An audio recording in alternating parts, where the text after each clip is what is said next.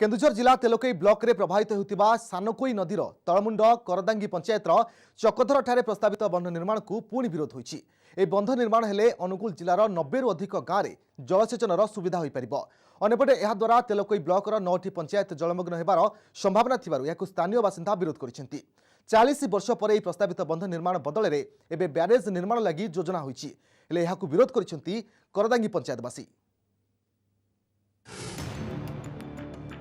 केन्दुझर जिले में आगक बढ़ी पारुनी 1978 मसीह प्रस्तावित समाकोई जलसेचन प्रकल्प।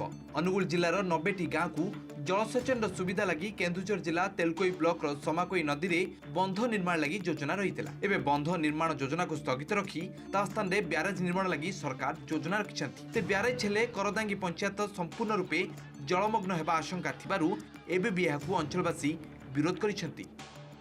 चकधर जल अमला प्रकल्पटी हबार अच्छी या 13 मसीहा थे आम विरोध करूँ, मुख्यमंत्री को देखा करूँ, बारंबार सी चेष्टा कर प्रकल्पटी करने किंतु प्रकल्पटी करने द्वारा आम गाँव प्राय आदिवासी हरिजन लोक अधिका अच्छा, किसी लोक जमी बाड़ी भी ना, किसी जमी से बुड़ी दौरान लोक बचे केमती। सरकार चाहू था ब्यारेज करने तो निश्चिंत रूप से करदागी आ सापलानी दुईटा गाँ जलमग्न हम। जदि केबे बंधा होगापी चेष्टा करा जाए तो ग्राम सभा में केबे करईदेबुनि, कारण जन्ममाटी माँ माटी को एठिकार लोक छाड़ापी केबे प्रस्तुत हेबेनि। तांको सहित मु सरपंच थिया पर्यंत मुझे केबे चाहिबिनि एठी ग्राम सभा ही चकधरटा डैम ब्यारेज किछि हो।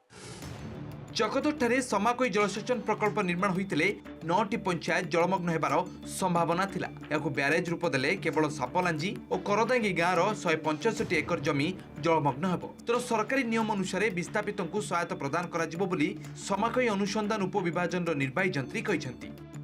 ब्यारेज करिक बर्तमान 2टी गाँ आंशिक जलमग्न होछि, जहाँकि कौनसी घर जमी घर बुड़ू ना, कार तांकर केवल किछि चाष जमी 165 हेक्टर चाष जमी तांकर केवल जलमग्न होछि। तापई देखंतु हमर जो मानकर 75 भाग जल जार चाष जमी जलमग्न होछि से माने पूरा बुड़ीर मान्यता पाइबे।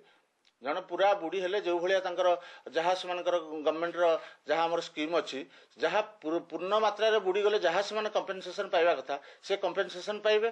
तांकर जो चाष जमी बुड़ुची तार मध्य से कंपेनसेशन पाइबे।